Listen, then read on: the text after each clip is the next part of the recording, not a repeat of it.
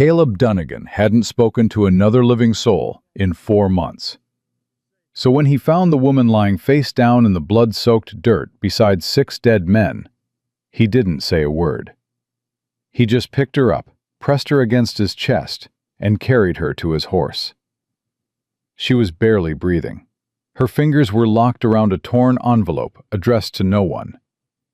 The seal on it bore the mark of a United States senator. Caleb didn't see it. He was too busy trying to keep her alive. That envelope would nearly get them both killed. If this story reaches you, subscribe to our channel and follow this tale to the very end. Drop a comment with the city you're watching from. Let's see how far this story travels. Caleb smelled the smoke before he saw it. He reined Bess to a stop at the ridgeline, squinting against the late afternoon sun. The valley below shimmered with summer heat, the tall grass bending gold and lazy in the wind. But the black column rising from the creek road didn't belong to any campfire.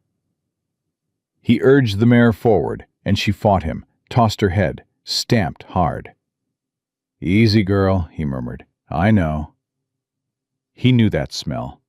Knew it from a decade ago, from fields in Virginia where boys burned alongside wagons and horses. He'd sworn he'd never smell it again. The road curved along Willow Creek, and that's where he found it. A stagecoach lay on its side, one wheel still spinning, slow and lazy, like it didn't know the journey was over. The canvas top was shredded and blackened, luggage scattered across the dirt, a smashed trunk, clothing torn and trampled, a child's wooden horse with its head snapped off. And bodies. 6 of them. Caleb dismounted and pulled the Navy Colt from his hip. He moved through the wreckage with the careful silence of a man who'd walked through worse. The attackers were gone, hours ago, by the look of the blood drying dark on the rocks. He checked each man. 2 drivers, 4 armed escorts, all dead. Professional killings, single shots, close range, no wasted ammunition. This wasn't bandits. Bandits were sloppy. Bandits took the luggage. The luggage was untouched. They hadn't come for the cargo. They'd come for someone. He was about to turn back when Bess whinnied sharp behind him. Caleb spun, finger on the trigger. Nothing. Then he heard it, a sound so faint he almost missed it beneath the creek's babble. A breath, ragged and wet. He followed it around the overturned coach. There, half hidden beneath the collapsed canvas, lay a woman. Her dress was pale blue, fine cotton with lace at the collar, the kind of dress that cost more than his horse. It was soaked dark with blood, though whether it was hers or someone else's, he couldn't tell. Her auburn hair had come loose from its pins and spread across the dirt like copper wire. Caleb knelt. He pressed 2 fingers to her throat. A pulse. Weak as a whisper, but there. "Ma'am?" He leaned closer. "Ma'am, can you hear me?" Nothing. Her lips were cracked, her skin burning with fever despite the shade. A gash ran along her hairline, caked with dried blood. Her left arm bent at an angle that made his stomach turn. He didn't hesitate. He shrugged off his vest, wrapped it around her broken arm to stabilize it, and lifted her as gently as he could. She cried out, a thin animal sound that cut through him like a blade. "I know," he said quietly. "I know it hurts. I'm sorry. But I ain't leaving you here." He carried her to Bess. The mare snorted, but held steady as he mounted with the woman cradled against him.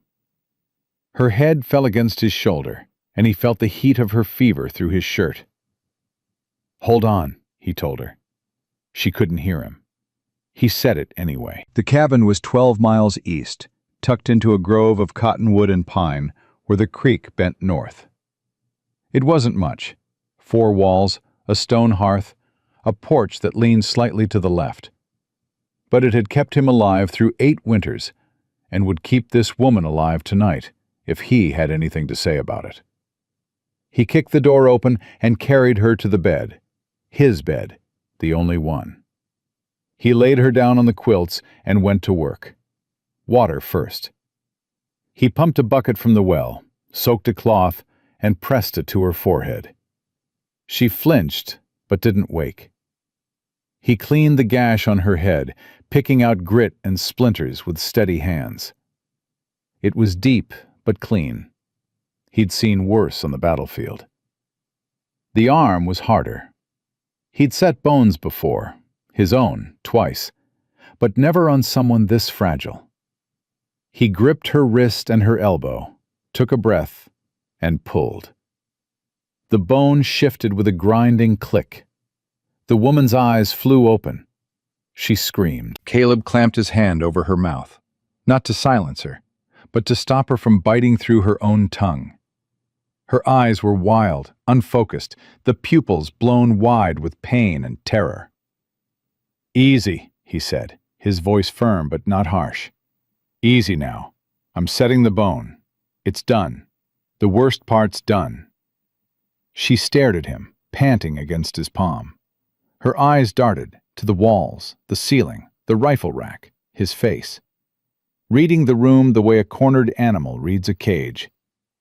Slowly, Caleb removed his hand. "Where?" she started. Her voice was destroyed, barely a croak. "Where am I?" "My cabin, about 12 miles east of the creek road." He moved to the stove, poured water into a tin cup, brought it to her. "Found you at the wreck. You remember what happened?" She took the cup with her good hand, drank like she hadn't tasted water in days.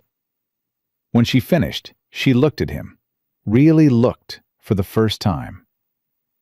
"The men," she whispered. "The men who were with me." Caleb held her gaze. He didn't sugarcoat it. "Dead. All 6. She closed her eyes. A tear slid down her temple and disappeared into her hair. She didn't make a sound. That silence hit him harder than screaming would have. "I'm sorry," he said. She opened her eyes. "They were good men." Her voice shook, but didn't break. "They died because of me." Caleb pulled the chair to the bedside and sat down. "Who were they?" She didn't answer. Her jaw tightened, and she turned her face toward the wall. "Ma'am," he said, "somebody killed 6 armed men to get to you. That means somebody's still looking. If you want my help, I need to know what I'm dealing with." "You don't want to know." "Reckon I do. I just carried you 12 miles. I set your arm. I'm sitting in the only chair in my house, watching you bleed on my only bed. I figure that earns me a name, at least." She was quiet for a long time. The evening light came through the window, painting the room amber. "Clara," she said finally.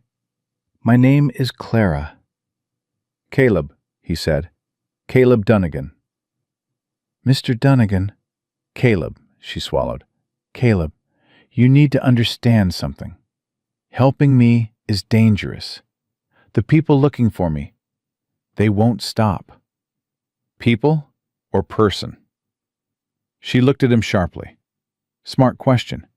She hadn't expected that from a rancher. "A man," she said slowly. "My father hired him. His name is Silas Graves." The name meant nothing to Caleb, but the way she said it, the way her voice dropped, the way her good hand clenched the quilt, told him everything. "Your father sent a man to kill you?" "Not to kill me." Her laugh was bitter, hollow. "To bring me back. The killing, that's just how Graves does his work." Caleb leaned back. "Bring you back where?" "Virginia. To my father's house. To the marriage he arranged." She turned to face him. Her eyes were dry now, hard as river stones. "I am Ilara Catherine Whitmore. My father is Senator Josiah Whitmore. He promised me to Colonel Marcus Hale, a man who beats his servants and calls it discipline. A man who broke his first wife's jaw and told the doctor she fell from a horse. She paused, watching his reaction. He gave her none, just listened. I refused the engagement. My father locked me in my room for 3 weeks. When I escaped, I took 6 of his own men loyal to my mother's memory, and ran west. Her voice finally cracked. They gave their lives for my freedom, and now they're lying in the dirt beside a broken stagecoach. Caleb sat with that. He let the weight of it settle in the room like smoke. So you're a senator's daughter, he said. I'm a woman who refused to be sold. Her chin lifted. There's a difference. He almost smiled. Almost.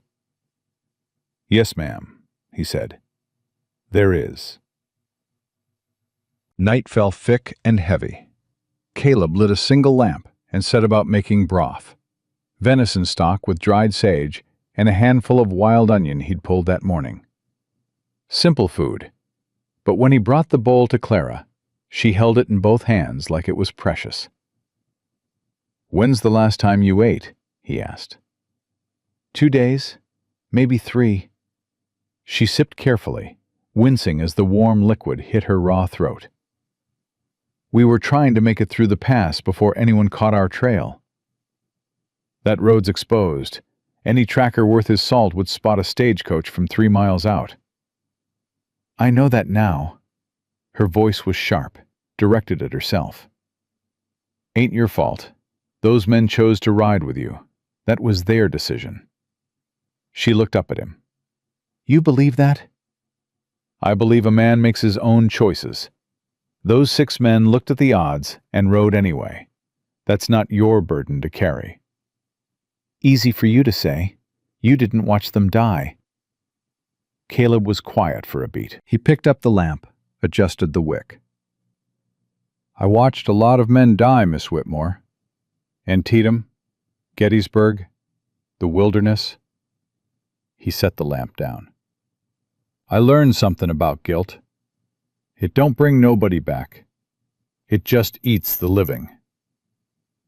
She studied him. You were a soldier. A long time ago. Is that why you live out here? Alone? The question was too direct, too close to the bone. He stood up, collecting the bowl. You should rest. I'll take the floor. You didn't answer my question. He stopped at the kitchen, didn't turn around. Yeah, he said quietly. That's why. He heard her exhale. Not pity. Something else. Recognition, maybe. The sound of one broken thing acknowledging another. Caleb didn't sleep. He sat on the porch with a Winchester across his knees, watching the tree line. The summer night was warm, but he barely felt it. His mind kept circling back to the wreck. The precision of those kills, the untouched luggage, the way the bodies had fallen. Military execution, clean and efficient. This Silas Graves wasn't some drunken bounty hunter. He was professional, and he was close. Around midnight, a coyote yipped in the distance. Bess shifted in the barn. Caleb scanned the darkness, his thumb resting on the rifle's hammer. Nothing moved. He went back inside as the sky began to lighten. Clara was asleep, her breathing steady now, the fever broken sometime in the small hours. In sleep, the hardness left her face. She looked younger, vulnerable. On the floor beside the bed, something caught his eye. A torn envelope that must have fallen from her dress during the night. He picked it up. The paper was heavy, expensive. The seal was broken, but he could still make out the eagle and shield, a congressional seal. Inside was a single sheet of paper. He read it by the gray dawn light. My dearest daughter, you will return. You will marry Colonel Hale. You will do your duty to this family. There is no corner of this nation where my reach does not extend. You can run to the territories, to the mountains, to the very edge of the earth. I will find you. Every man who helps you will suffer for it. Your father, Senator Josiah Whitmore. Caleb read it twice. Then he folded it carefully and placed it back on the floor where he'd found it. He stood by the window, watching the sun bleed red over the eastern ridge. Every man who helps you will suffer for it. He thought about that, turned it over in his mind like a river stone. Then he went to the stove and put the coffee on. 3 days passed. Clara's arm began to heal, splinted tight with cedar strips and clean cotton. She couldn't use it, but she refused to stay in bed. By the second morning she was up, moving through the cabin with her good arm, rearranging things in a way that made Caleb quietly irritated and oddly grateful. "You don't need to do that," he said, watching her scrub the kitchen table with a rag. "It's filthy." "It's a table." "It's filthy table." She didn't look up. "When's the last time you cleaned this?" "Didn't know it needed cleaning." She stopped scrubbing and stared at him. "There's something growing on it, Caleb." "That's character." "That's mold." He poured himself coffee and leaned against the counter, hiding the twitch at the corner of his mouth. "You always this bossy, or is it the head wound?" She tossed the rag into the bucket. "I've been told I'm difficult." "By who?" "Everyone.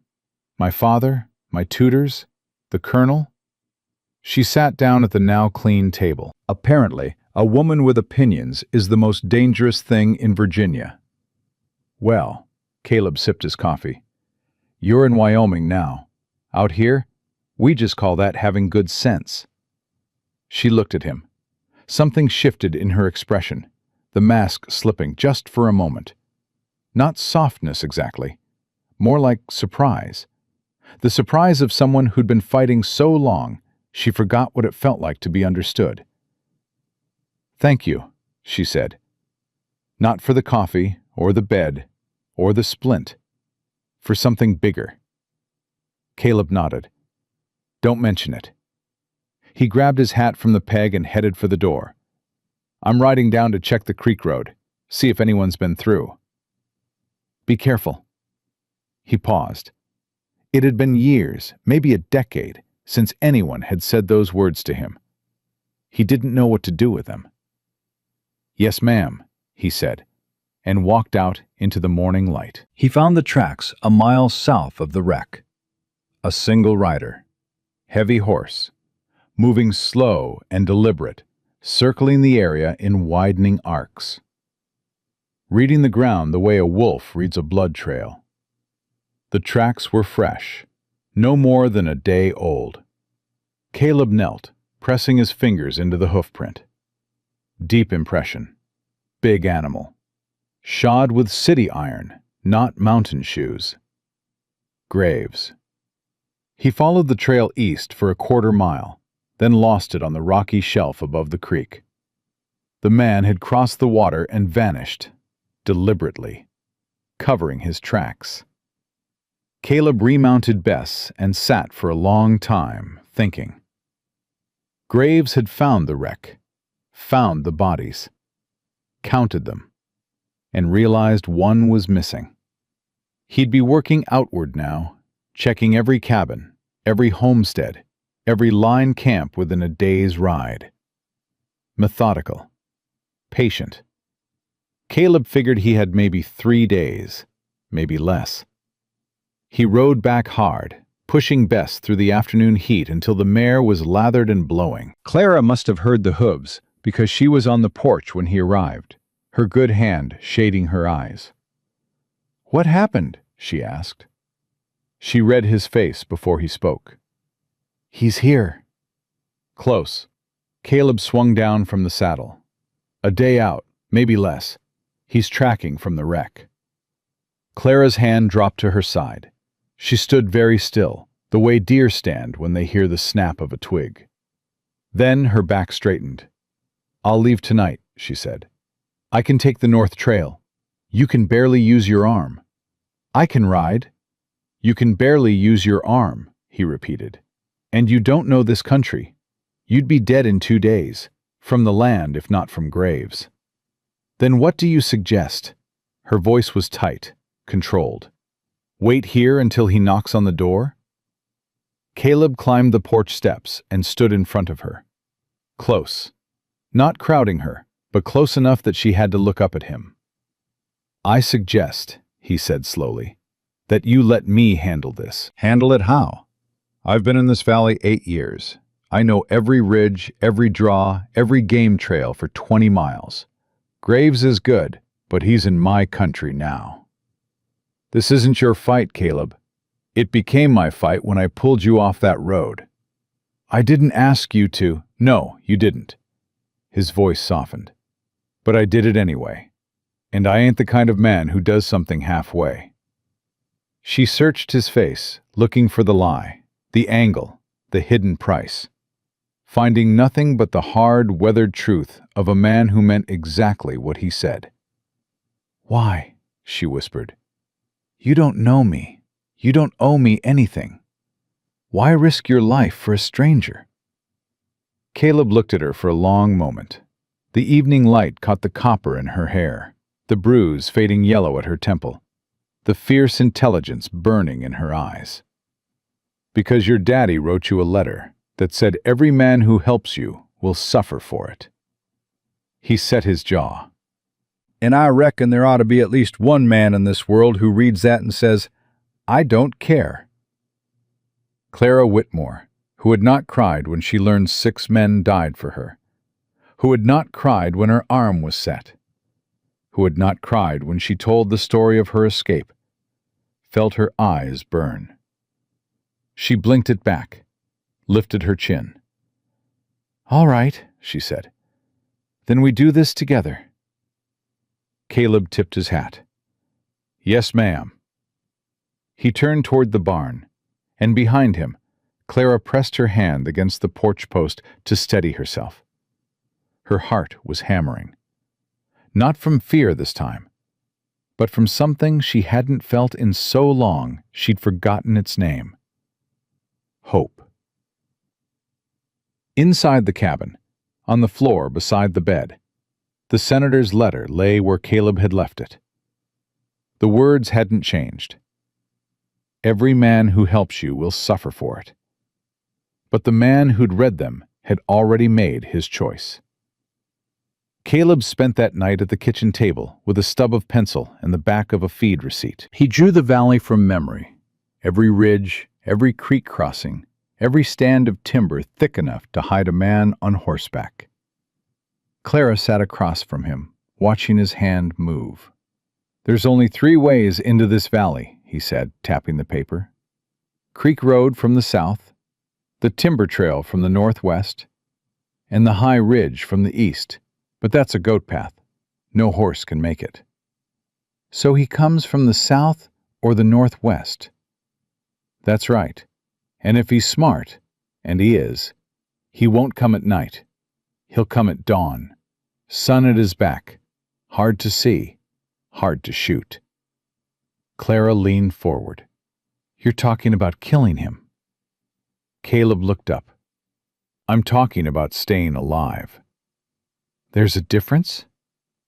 Sometimes, not always. He set the pencil down.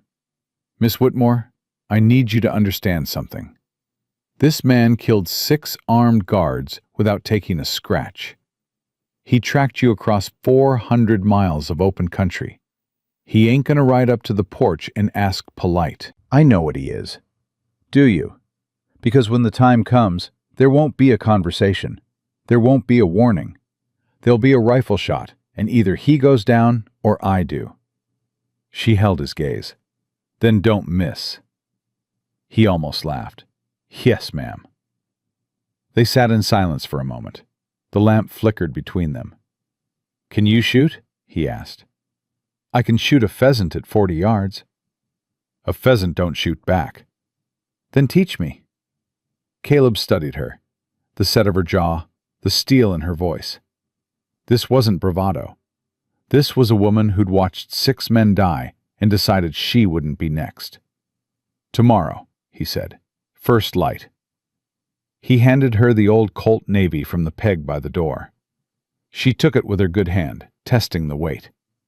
Her fingers found the grip naturally, index fingers straight along the barrel. Disciplined. "Your daddy teach you that?" Caleb asked, nodding at her trigger discipline. "My mother," a ghost of a smile. "She was a better shot than he ever was. Drove him mad." "I think I'd have liked your mother." "Everyone did." Clara's smile faded. "That's why he couldn't control her either." She handed the revolver back. Their fingers brushed. Neither of them mentioned it. "Get some sleep," Caleb said. "Long day tomorrow." "Where will you be?" "Right here." "You can't sit up every night watching that door, Caleb." "Watch me." She stood, paused, turned back. "You're a stubborn man." "Been told that." "By who?" "Everyone who ever met me." He tilted the chair back against the wall. "Go on now." She went to the bedroom. He heard the creak of the bed frame, the rustle of quilts. Then quiet. He sat in the dark, the Winchester across his knees, and listened to the valley breathe. Something had shifted between them. He could feel it the way he felt weather coming. A pressure change in his chest, a tightness he couldn't name. It scared him more than Graves did. He pushed the thought down and watched the door. Dawn came hot and golden. Caleb set up a row of tin cans on the fence rail behind the barn, out of sight from the creek road. Clara came out wearing his spare shirt rolled to the elbows, her broken arm strapped tight against her body. "6 shots," he said, handing her the Navy Colt loaded. "Don't rush. Breathe out, squeeze, don't pull." She raised the pistol one-handed, sighted down the barrel, fired. The can on the far left jumped off the rail. Caleb blinked. "You said you shot pheasants." "I said I shot pheasants at 40 yards. I didn't say that was difficult." She cocked the hammer again. "My mother taught me on moving targets." She fired 4 more times. 3 cans flew. 1 stayed. "That last one's dented," she said, lowering the gun. "Doesn't sit right on the rail." Caleb looked at the fence, then at her. "I take it back. I'd have been scared of your mother." "Good. She'd have wanted it that way." He reloaded the pistol for her, and they went again. And again. By the time the sun was overhead, she could empty all 6 chambers in under 10 seconds with 5 hits. One-handed. With a broken arm. "You'll do," Caleb said. "High praise from a man of many words." "I save my words for when they matter."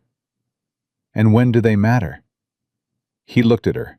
Sweat on her brow, dirt on her cheek, copper hair falling loose from its braid. She was grinning at him, actually grinning. And he realized it was the first time he'd seen her smile without sadness underneath it. "I'll let you know," he said. The grin softened into something else. Something warm and dangerous. They spent the afternoon reinforcing the cabin. Caleb barred the shutters with iron brackets he'd forged years ago for winter storms.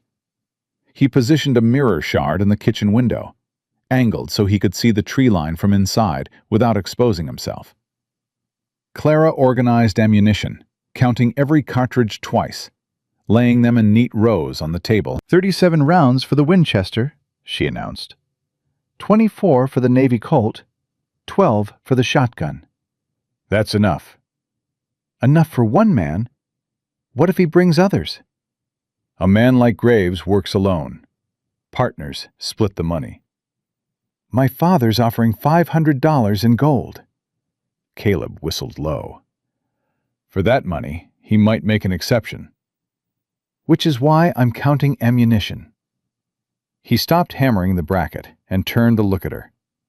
She was sitting at the table, her back straight, sorting brass cartridges with the focus of a general planning a campaign. The senator's daughter. The runaway bride. The woman who shot 5 out of 6 tin cans, one-handed. "You're something else, Clara Whitmore," he said. She didn't look up. Is that a compliment? It's a fact. Facts and compliments aren't the same thing, Mr. Dunnigan. I thought we settled on Caleb. Now she looked up. We did. I just like watching you get flustered. He turned back to the bracket and hammered it crooked. She pretended not to notice. The next morning, Caleb rode out before dawn. He needed supplies from town, medical wrap for Clara's arm, more ammunition, and information. If Graves was in the valley, someone might have seen him. Red Bluff was a 30-building town perched on the banks of the Powder River, held together by dust and stubbornness. Caleb hitched Bess outside Coulter's general store and pushed through the door. Ruth Anna Coulter stood behind the counter, a stout woman of 50 with iron-gray hair pulled back severe and eyes that missed nothing. She'd run the store alone since her husband dropped dead behind the flour barrels 6 years back. Didn't miss a day of business. Caleb Dunnigan, she said, not looking up from her ledger. 4 months since your last visit. Figured you'd died. Not yet. Shame. I have my eye on your horse. She closed the ledger. What do you need? Medical wrap.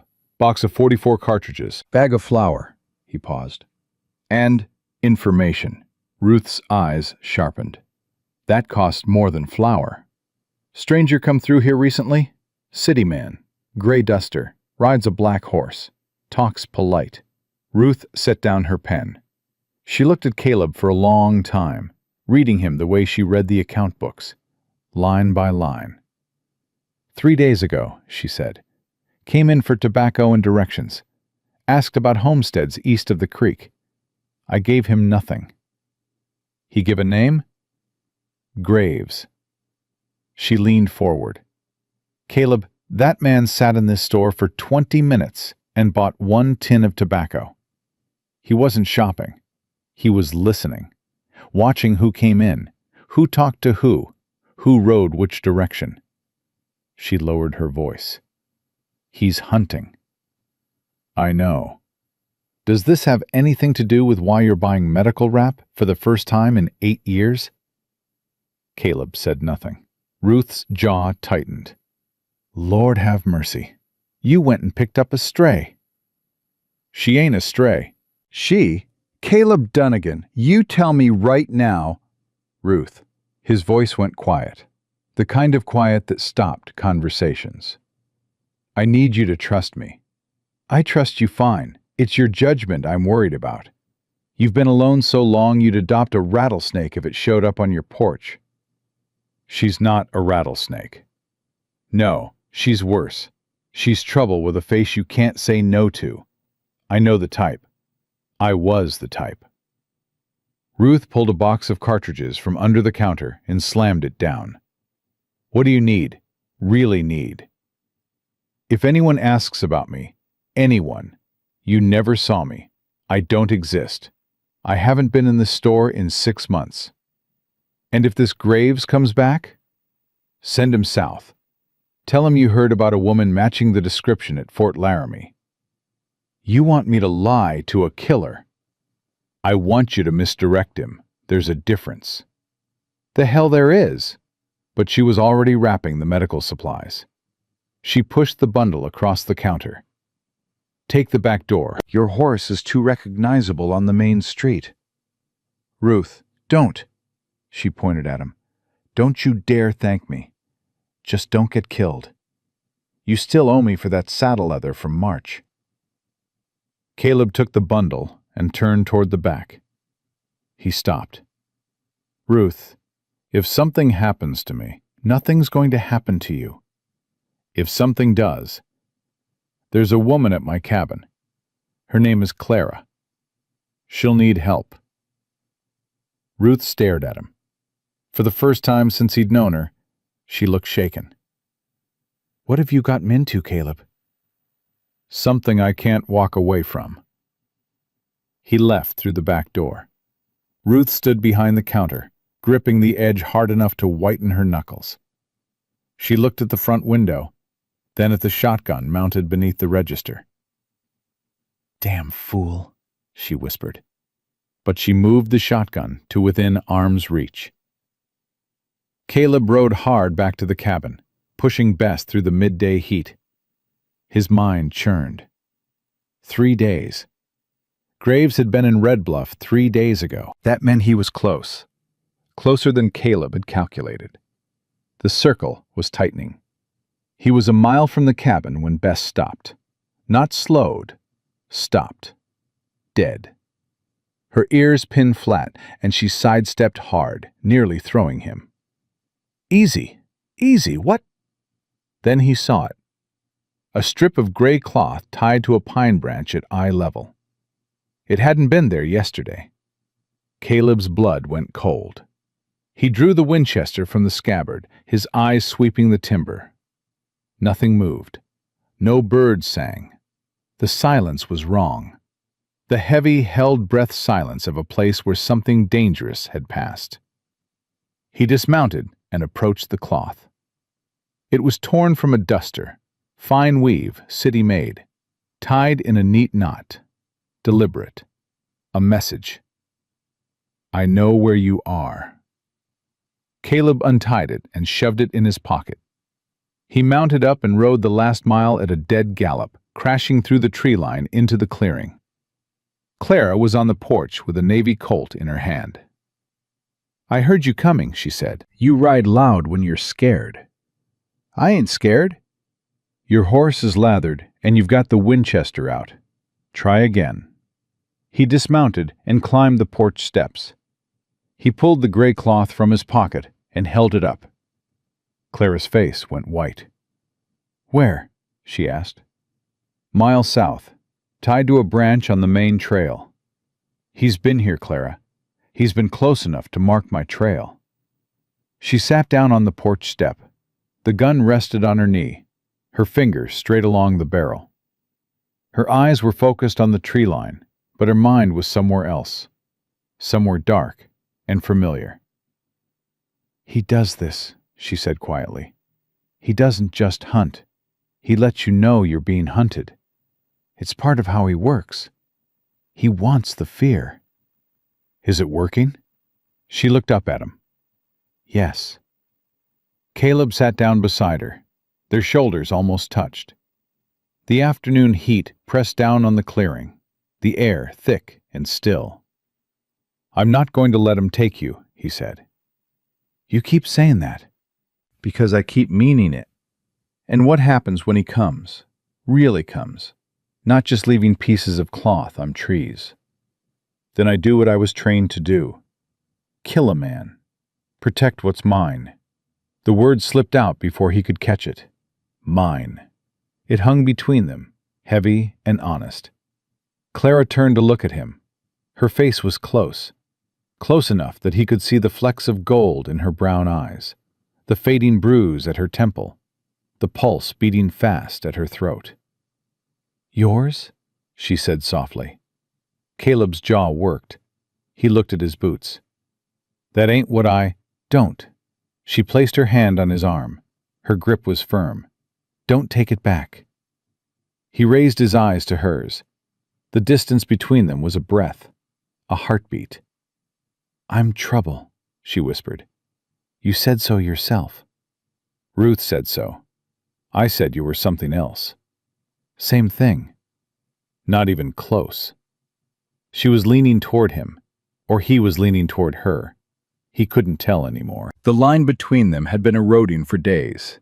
Conversation by conversation, glance by glance. And now there was nothing left but air. He kissed her, or she kissed him. It didn't matter. It was brief and fierce, and tasted like dust and gunpowder and something sweet underneath. Something that had been locked away so long, it hurt coming out. When they pulled apart, Clara's eyes were bright. Not with tears, with fire. Well, she said, that complicates things. Yes, ma'am. Stop calling me ma'am. What should I call you? Clara. Just Clara. She squeezed his arm. And Caleb? Don't you dare die on me. Wasn't planning on it. Good. She stood, tucked the Navy Colt into her belt, and walked into the cabin. At the door, she paused. "Tomorrow we plan. Tonight you actually sleep. In the bed." "I'll take the floor."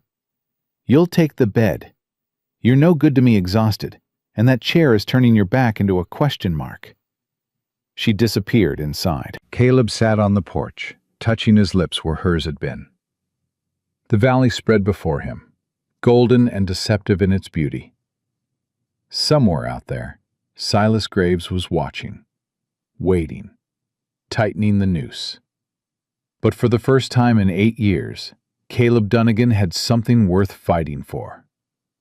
And that, he knew, made him the most dangerous man in Wyoming. He picked up the Winchester, checked the action, and went inside.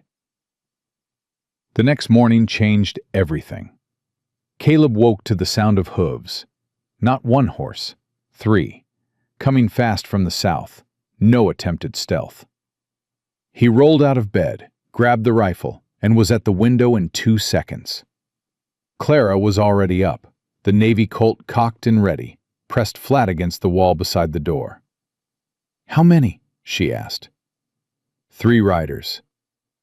"Graves doesn't ride with others." "I know." The horses broke through the tree line, and Caleb's finger eased off the trigger. He recognized the lead rider, Doc Henry Partridge. 60 years old, white beard flying, riding his ancient mule like the devil was chasing him. Behind him came Ruth Anna Coulter on a bay gelding, and behind her, a young man Caleb didn't know, slumped in the saddle. Caleb opened the door and stepped onto the porch. "Doc? Ruth? What the hell?" Doc Partridge pulled the mule to a stop and practically fell out of the saddle. He was breathing hard, his face red beneath the white whiskers. "Graves hit the Ferguson place," he gasped. "Last night. Looking for a woman. Tom Ferguson told him he didn't know anything, and Graves beat him half to death in front of his wife and children." Caleb felt his stomach drop. "Tom Ferguson? He's got 3 kids." "4, Ruth said, dismounting. Her face was granite. "The youngest is 6 months old. Graves held a gun to the baby's head and asked Margaret Ferguson if she wanted to reconsider her husband's answer." Clara made a sound behind him, a small, broken noise. Caleb heard her step back from the doorway. "Who's the boy?" Caleb asked, nodding at the young rider who was listing badly in the saddle. "That's Billy Pruitt," Doc said. 18 years old, rides for the Ferguson Ranch. He tried to stop Graves from hitting Tom and took a pistol butt to the skull. Doc was already pulling his medical bag from the mule. "I need your table, Caleb." They carried Billy inside. The boy was conscious, but barely, his left eye swollen shut, blood crusted in his hair. Clara was already clearing the table, spreading a clean cloth. When Doc looked at her, then at Caleb, she met his gaze without flinching. "I'm the one he's looking for," she said.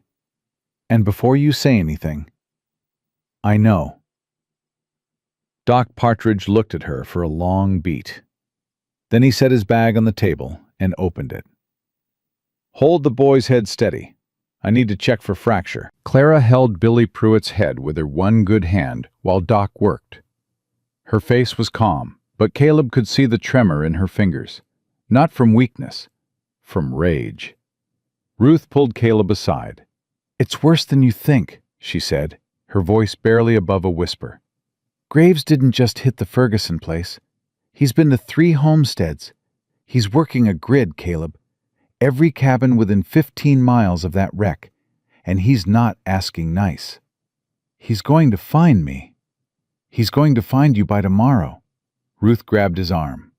"Half the valley already knows you brought in a stranger. People talk. It's what people do." "Who talked? Does it matter? The point is, Graves is coming. Not in 3 days. Not tomorrow. Tonight. Maybe sooner." Caleb looked through the doorway at Clara, who was murmuring something to Billy Pruitt while Doc stitched a cut above the boy's eye. Her voice was gentle, steady. The boy's hand gripped hers, and she let him squeeze until his knuckles went white. "I won't run," Caleb said. I'm not asking you to run, you stubborn mule. Ruth's eyes burned. I'm asking you to let us help. Us? You think I rode 12 miles in this heat for the exercise? She jerked her thumb at the bay gelding. There's a shotgun in that saddlebag and 40 shells. Doc's got his Spencer carbine on the mule. And when Billy Pruitt wakes up proper, that boy's going to want blood. Ruth, I can't ask. You ain't asking. I'm telling. She stepped closer, her voice dropping to iron. Tom Ferguson is a good man.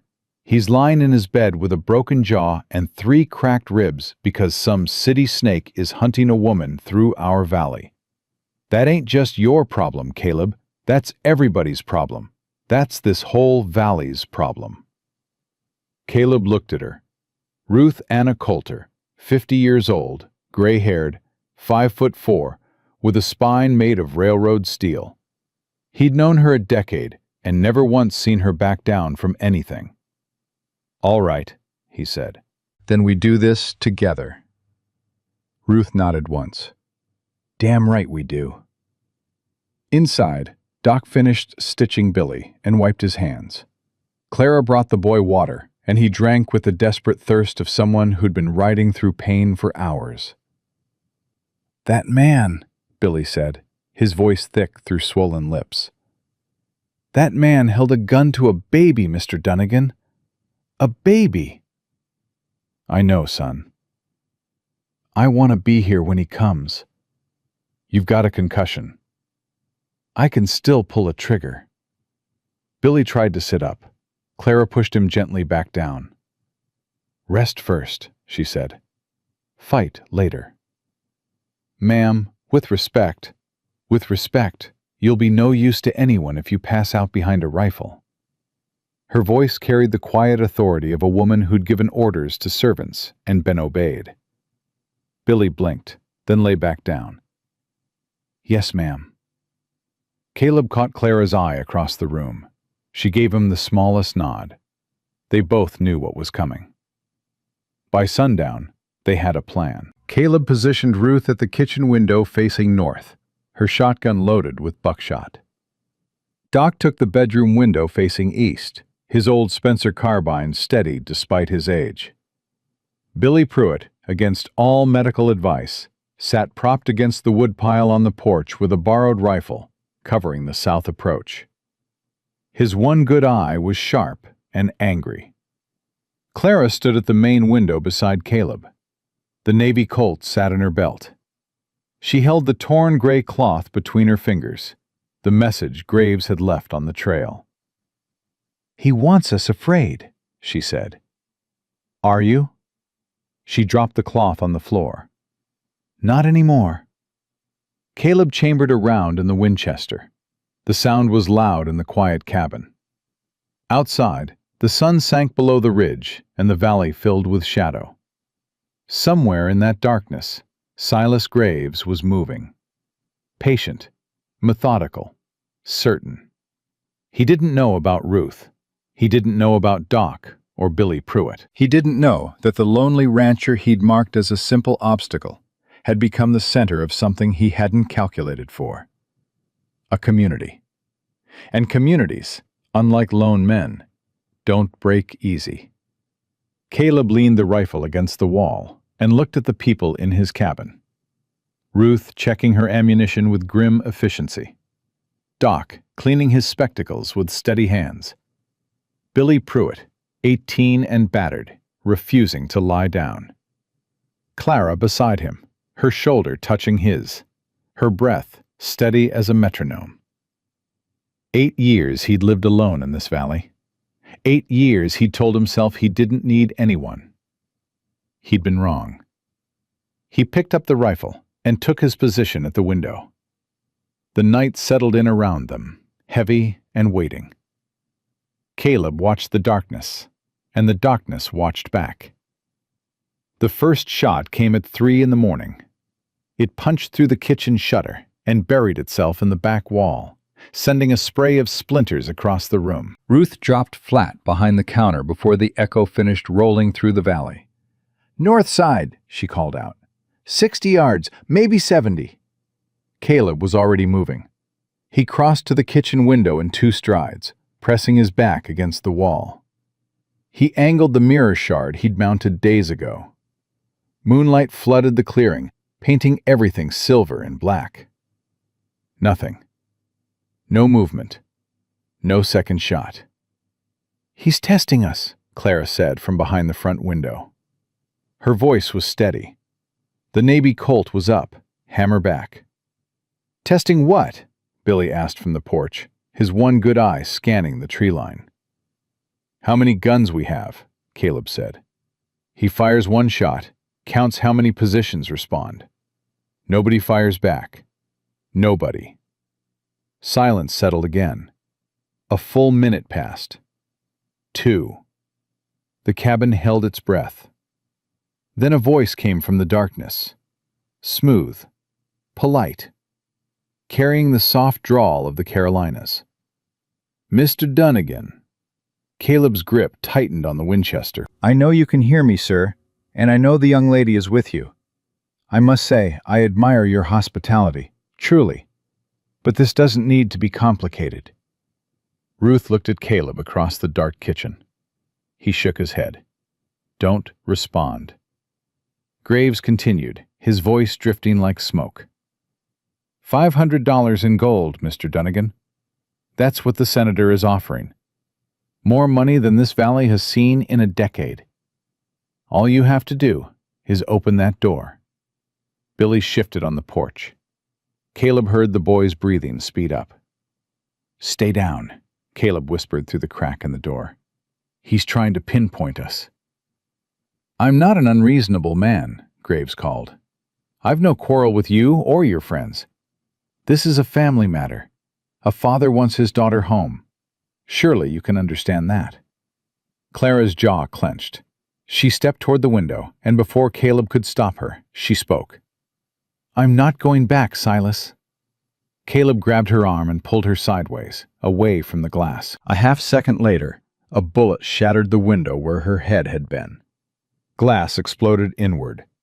Clara hit the floor, Caleb on top of her, shielding her body with his. "Are you hit?" he demanded. "No." "Don't ever do that again." "He needed to hear it from me." "He needed you standing in front of a window?" Caleb hauled her to her feet and pushed her behind the stone hearth. "He wasn't talking to negotiate, Clara. He was talking to get you to show yourself." She stared at him, breathing hard. Then she nodded. "You're right. I'm sorry." "Don't be sorry. Be alive." From outside, Graves laughed. It was a warm, genuine sound, and that made it worse. "Well now," he said, "that answers one question. She's still got her spirit. The colonel will enjoy that." Caleb felt Clara flinch beside him. He didn't look at her. He looked at Doc, who was crouched by the bedroom window with the Spencer carbine. "Doc, you see a muzzle flash?" "Northeast, the big pine at the bend." He moved after the second shot, but he was there. "How far?" 80 yards, maybe 90. "Can you hit it?" Doc adjusted his spectacles. "I'm 62 years old with a 40-year-old rifle. I can hit a barn door at 90 yards. On a good day." "This is a good day, Doc." "It damn well better be." Doc positioned the Spencer. "Give me a reason to shoot." Caleb turned to Ruth. "When I give the word, light the lantern and throw it out the north window." "Throw a lit lantern?" "It'll draw his eye, just for a second. That's all Doc needs." Ruth pulled the lantern from under the counter. Her hands were rock steady. "And if it doesn't work?" "Then we try something else." "You're making this up as you go, aren't you?" "I've been making it up for 8 years, Ruth. Hasn't killed me yet." "Yet" being the key word. Caleb moved back to Clara. She was crouched behind the hearth, the Navy Colt in her lap, her face pale but composed. He knelt beside her. "When that lantern goes out, there's going to be shooting. Stay behind these stones. Don't move." "I can fight." "I know you can. That's why I need you here. If he gets past us, if he comes through that door, you're the last line." He held her gaze. "Can you do that?" "I can do that." He started to stand. She caught his hand. "Caleb." "Yeah?" "Come back."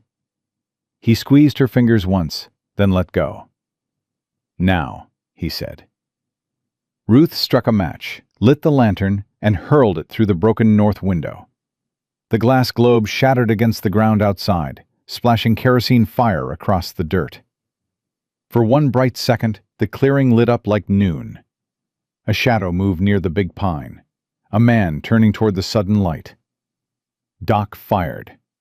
The Spencer roared, the old rifle kicking hard against his shoulder. The shadow jerked, stumbled. A grunt of pain carried across the clearing. "Hit him!" Doc shouted. "Left side, I think. He's moving. He's going east into the timber." Caleb was through the door before Doc finished talking. He jumped off the porch, Winchester up, and sprinted toward the tree line. Behind him, Billy Pruitt was on his feet, covering the south approach with his borrowed rifle. "Caleb, wait!" Clara's voice from inside. He didn't stop. He hit the timber and slowed, letting his eyes adjust. Blood on the pine bark. A handprint, smeared. Graves was hit and moving fast, crashing through brush, not bothering with stealth anymore. Caleb followed the blood trail 50 yards into the trees. Then it stopped. Clean, like someone had turned off a faucet. He knelt. The last drops of blood sat on a flat rock. Beyond it, the ground was clean. No tracks, no broken branches. Caleb's stomach turned to ice. He spun around just as the blow caught him across the shoulders. He went down hard, the Winchester flying from his hands. The ground hit him like a wall and he rolled, gasping, reaching for the pistol at his hip. A boot pinned his wrist. "Impressive friends you've got, Mr. Dunnigan." Graves stood over him, breathing hard, one hand pressed against his left side, where a dark stain was spreading. In his other hand, he held a long-barreled revolver, aimed at Caleb's face. "Doc Partridge clips me with an antique from 60 years ago," Graves said, almost admiringly. "I'm losing my touch." "You're losing blood, too." "A scratch. I've had worse from a barber." Graves shifted his weight. Pain flickered across his face, but he buried it fast. "Now then, I'm going to walk back to that cabin with you in front of me. You're going to tell your people to put their guns down, and Miss Whitmore is going to come out peacefully." "Go to hell." Graves tilted his head. "You know, I respect you. I truly do. Most men in your position would have taken the money, or run. But you stayed. You fought. For a woman you've known less than a week." He leaned down. "Why?" Caleb looked up at the man who held his life in one hand. The moonlight caught Graves' pale eyes, and there was no cruelty in them. No hatred. Just the flat, professional calm of a man doing a job. That made it worse. "Because somebody had to," Caleb said. "Noble. And stupid." Graves cocked the revolver. "Get up." Caleb got up slowly. His mind was racing. The Winchester lay 6 feet away. The Colt was pinned under Graves' boot. He had nothing. "Walk," Graves said. They moved through the timber toward the cabin. Caleb could see the lantern fire dying in the clearing, Ruth's silhouette in the kitchen window. If he called out, Graves would shoot him. If he didn't, they'd walk right into the cabin, and it would be over. 20 yards from the tree line, Caleb stopped. "Move," Graves said. "No." "I will shoot you, Mr. Dunnigan. I take no pleasure in it, but I will." "Then shoot. But you're wounded and alone, and my people are watching every approach. You put a bullet in me. You've got 4 guns on you before the echo dies. 3 guns." "The boy can barely see." Billy Pruitt rode 12 miles with a cracked skull to be here. "You want to bet he can't pull a trigger?" Graves was quiet for a moment. The blood at his side was spreading. Caleb could see it now, dark against the gray duster.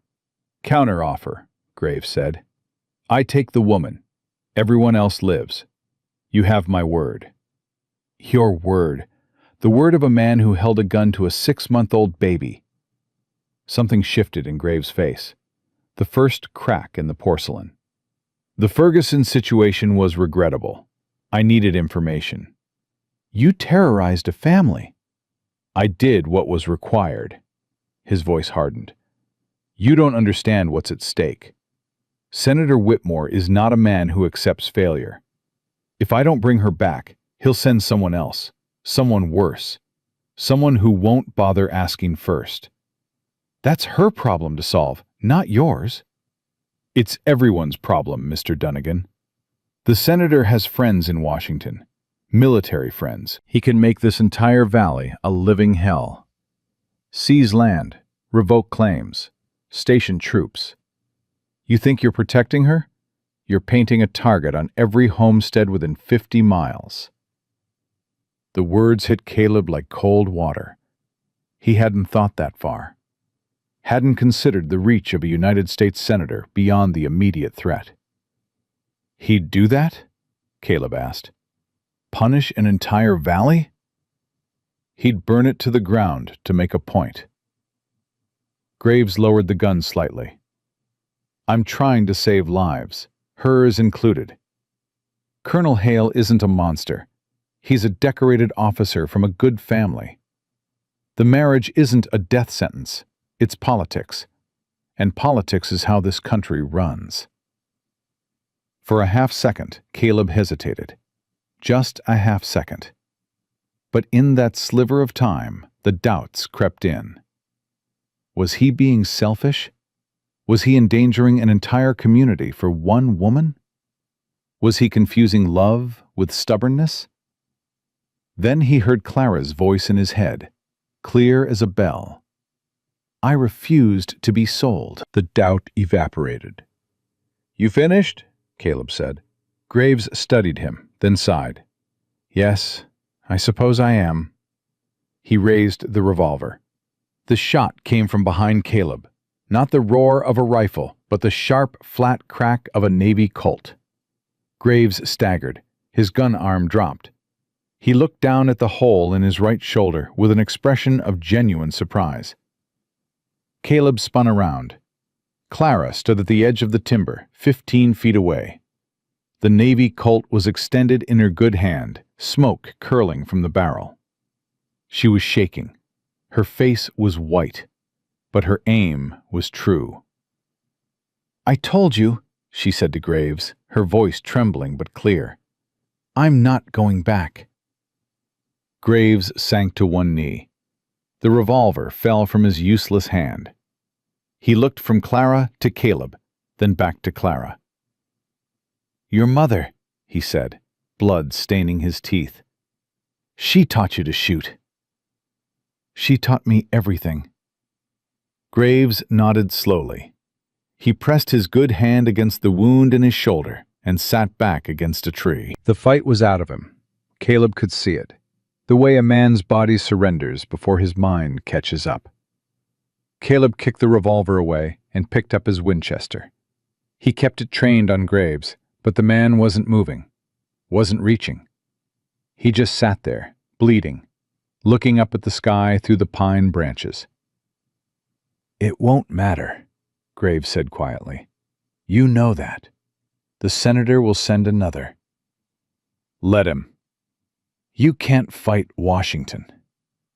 "I ain't fighting Washington. I'm fighting one man at a time, and the last one's sitting in the dirt." Ruth and Doc emerged from the cabin, guns up. Billy Pruitt limped behind them, his face a mess of bruises and determination. They formed a half-circle around Graves, who surveyed the group with dim amusement. A shopkeeper, a doctor, a half-blind boy, and a rancher. He coughed, wincing. "The senator will be humiliated." "Good," Ruth said. She racked the shotgun. "He should be." Doc knelt beside Graves, professional instinct overriding everything else. He examined the wounds, the graze on his side from the Spencer, the through and through in his shoulder from Clara's shot. "You'll live," Doc said, without warmth. "More than you deserve." "Your bedside manner needs work, Doctor." "So does your occupation." Caleb looked at Clara. She still held the Navy Colt, still aimed at Graves, her arm trembling with adrenaline and exhaustion. He walked to her and gently put his hand over the barrel, lowering it. "It's done," he said. "Is it?" "For tonight." She looked at him with eyes that held everything: fear, relief, anger, love, and something harder underneath. The knowledge that tonight was not the end, that her father's shadow stretched long and far and would keep reaching. "Hey," Caleb said softly. He tipped her chin up with his finger. "We're alive. All of us. That's what matters right now." She let out a breath she must have been holding since she pulled the trigger. Her body sagged, and he caught her, pulling her against his chest. She pressed her face into his shirt, and for the first time since he'd found her on the creek road, she let herself break. Not with screaming or sobbing, but with a slow, silent shudder that moved through her entire body. He held her. He didn't say anything. There was nothing to say. Behind them, Ruth and Doc were binding Graves' wounds with strips of cloth. Billy stood guard with the rifle, swaying on his feet, but refusing to sit. "What do we do with him?" Ruth asked, tying a knot with more force than necessary. Caleb looked at Graves over Clara's head. The bounty hunter sat slumped against the tree, pale from blood loss, his fine gray duster ruined. He looked smaller somehow, diminished. "We take him to Red Bluff," Caleb said. "Turn him over to the marshal." "Marshal Craddock?" Ruth snorted. "That man couldn't marshal a flock of chickens." "Doesn't matter. We need it on record. Assault on Tom Ferguson. Threatening a child. Attempted murder." Caleb paused. "And when Graves is locked up, I'm writing a letter." "To who?" Clara asked, pulling back from his chest. "To your father." Clara went rigid. "Caleb, you can't—" "Not asking permission." He looked at Graves. "You said the senator has military friends. He has political friends. But this is the frontier. Out here, the only law that matters is what a community decides." He turned back to Clara. "Your father can send 12 men, 24, but every rancher, every shopkeeper, every farmer in this valley saw what Graves did to Tom Ferguson. They won't forget, and they won't forgive." "He's right," Ruth said. "I've already had 3 families ask me what happened. People are angry, Clara. Not at you. At the man who sent a hired gun into their homes." Doc stood up, wiping blood from his hands. "The frontier press in Cheyenne would love this story. United States Senator sends a bounty hunter to terrorize Wyoming homesteaders. That's the kind of headline that ends careers." Clara looked from one face to the next. Ruth, hard-jawed and certain. Doc, calm and strategic. Billy, battered but unbroken. Caleb, standing before her with the Winchester in one hand and his heart on his sleeve. "You'd do this?" she said. "All of you? For me?" "Not just for you," Ruth said. "For us. For the valley. You're one of ours now, whether you like it or not." Clara pressed her hand to her mouth. Her eyes welled, but she blinked it back, forced it down. "I like it," she whispered. "I like it very much." Caleb holstered the Winchester and turned to the group. "Doc, you ride ahead to Red Bluff. Wake the marshal. Tell him we're bringing in a prisoner. Ruth, you and Billy take the South Road. Let the Ferguson family know it's over. I'll bring Graves in myself." "I'm coming with you," Clara said. "Clara, I'm coming with you. Her chin lifted. That iron spine. That senator's daughter's steel. He came for me. I want to be there when the door closes behind him. Caleb looked at her, covered in dirt, arm in a splint, wearing his oversized shirt, holding a smoking Navy Colt like she'd been born with it. "All right," he said. "Let's ride." They pulled Graves to his feet.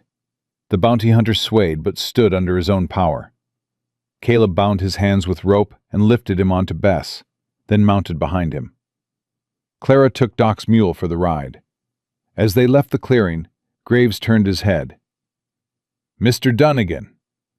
"Save it." "One thing, and then I'm done." He paused. "The senator's letter, the one she carries, there's a line in it. Every man who helps you will suffer." "I've read it." "Then you know he means it." "I know he wrote it." Caleb nudged Bess forward. "Difference between writing a threat and carrying it out is about 1,000 miles of empty country, and I've got every mile of it between him and her." Graves said nothing more. They rode in silence through the dark timber, the moon cutting silver paths between the trees. Behind them, the cabin sat empty for the first time in weeks, the fire dying to embers. But it wasn't empty, not really. It was full of bullet holes and broken glass, and the lingering smell of gunpowder and kerosene. It was full of the ghosts of the night, the fear, the courage, the shot that Clara fired that changed everything. She rode beside Caleb, straight-backed on the old mule, the Navy Colt tucked in her belt. Her face was turned toward the east, where the sky was just beginning to lighten. She didn't look back. Red Bluff was already awake when they rode in at dawn.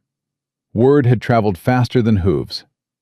A dozen people stood along the main street, watching in silence as Caleb guided Bess down the center of town, with Silas Graves bound and slumped in front of him. Clara rode beside them on Doc's mule, her back straight, her jaw set. Nobody spoke. They just watched. Farmers, wives, children pressed against their mothers' skirts.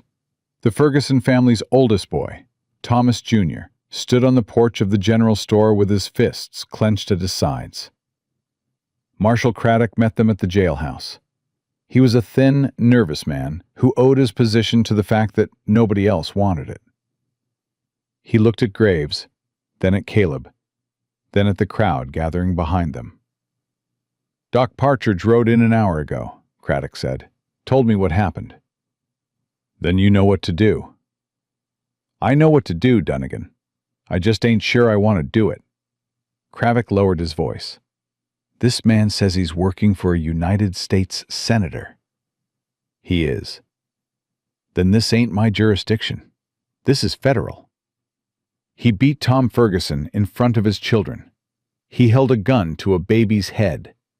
He shot through my cabin and tried to burn it down." Caleb dismounted and hauled Graves off the horse.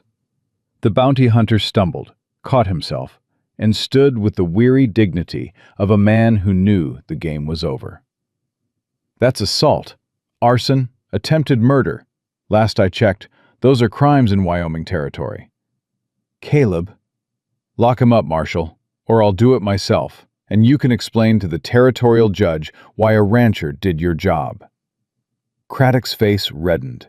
He looked at the crowd. Every eye was on him. Ruth Anna Coulter stood at the front, arms crossed, shotgun resting against her hip. Behind her, 3 ranch hands from the Ferguson place had their hands on their belts. Craddock swallowed hard. "Bring him inside." They marched Graves into the jailhouse. The cell was small, iron bars, a wooden cot, a bucket. Caleb cut the rope from Graves' wrists, and the bounty hunter walked into the cell under his own power.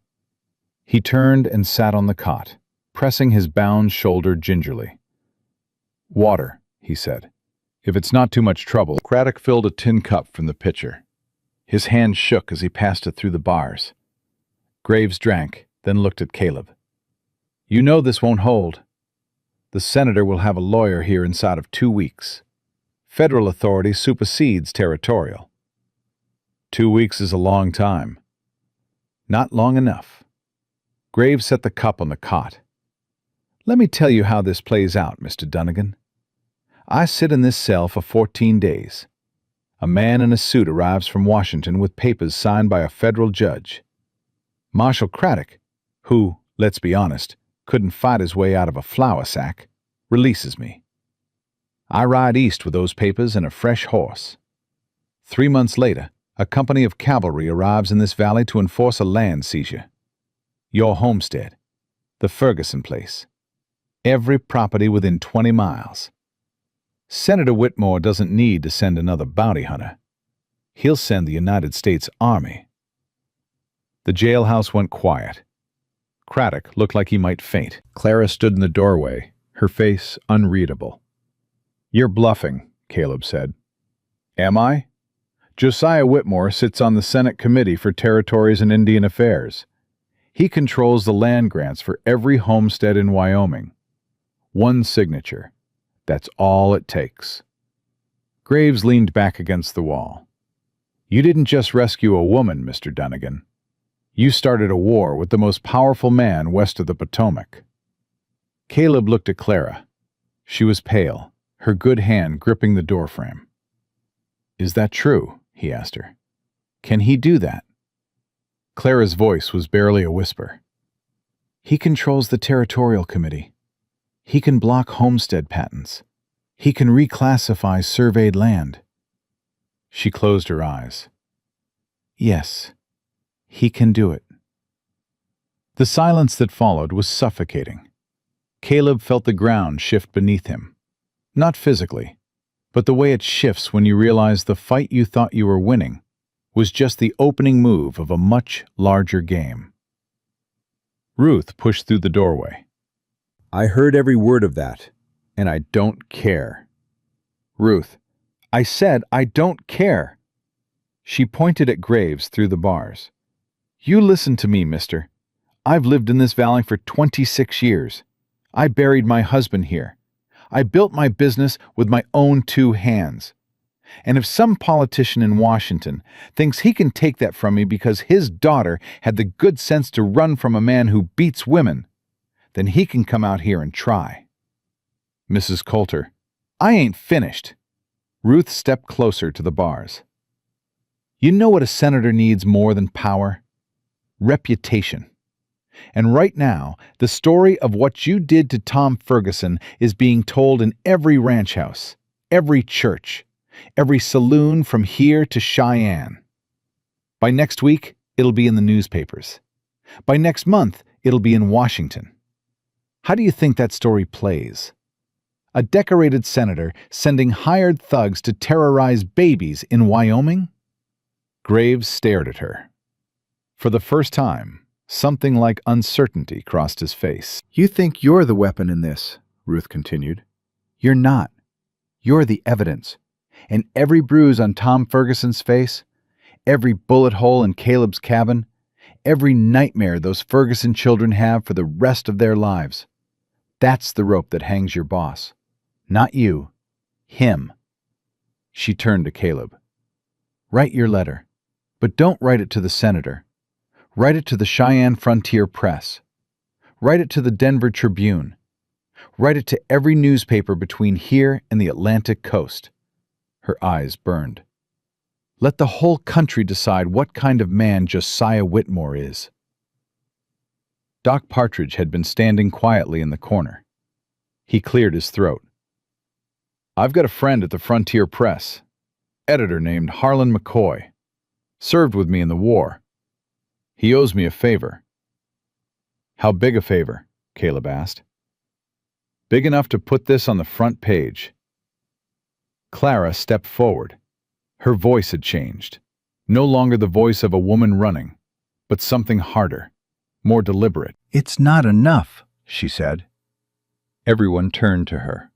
"A newspaper story embarrasses him. It doesn't stop him. My father has survived scandals before. He'll deny everything.